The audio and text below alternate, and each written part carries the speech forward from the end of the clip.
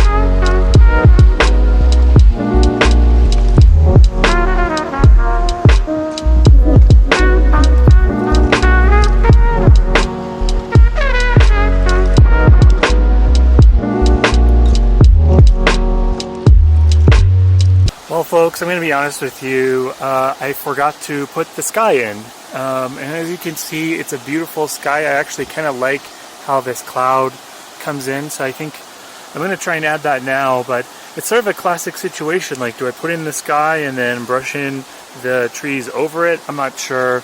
My mindset was I'm going to just try to brush in the darks first, so which is what I did, and I'm really pleased with how it's coming along, but now I see that I need to kind of cut the sky back in, so I'm going to do that, and then I'm going to put in the white for the waterfall, and then we should be good. Then it's just a matter of pushing and pulling the highlights and the darks, and we'll be wrapping this up soon, I think. Fingers crossed.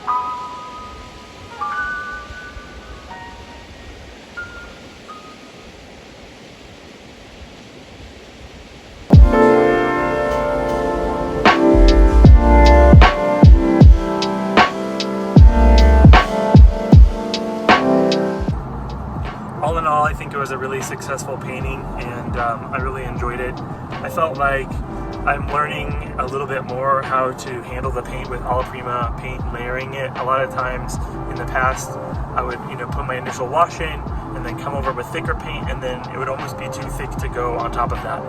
But I've really been trying to hold back, and I felt like I was getting that consistency of paint a little bit better, but I know I have a long way to go with that. I also felt like it was kind of different to have a canvas panel as opposed to just a hardboard panel that I painted on last time. And I'm not sure what I think of the absorbency. Sometimes that absorbency of the canvas seems to work in your advantage, but I'm just not wild about the texture of the canvas weave. So that's something I still need to work on. But anyways, fun times in Colorado, beautiful scene. I can't wait to come back and paint here again. And let me know below if you take your dogs plein air painting, and if you have any tips or advice to how to make that go more smoothly. Harry's a beautiful dog, but there's a lot of people who don't like that type of dog, and they don't like the way that he looks. And I would say that that was more of the rule than the exception here.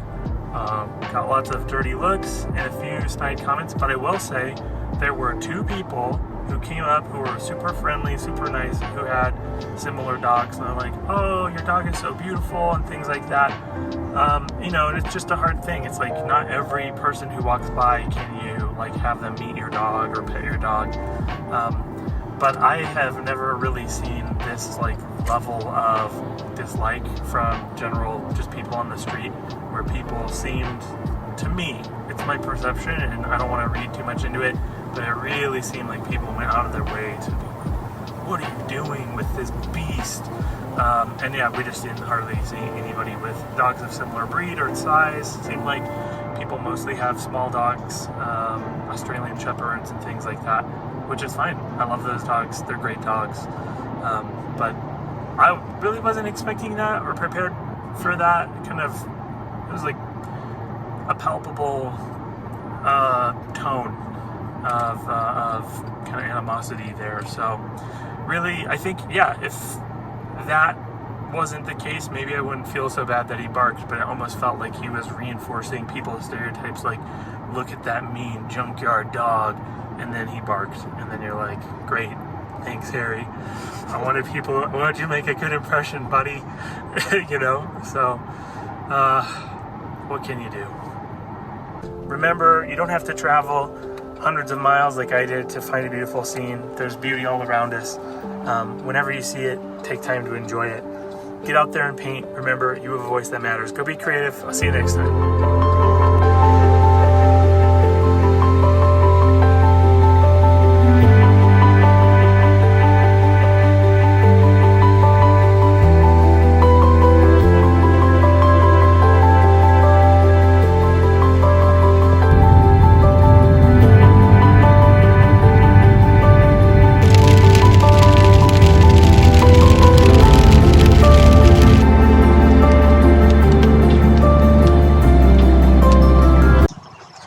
We're on the Oregon Trail.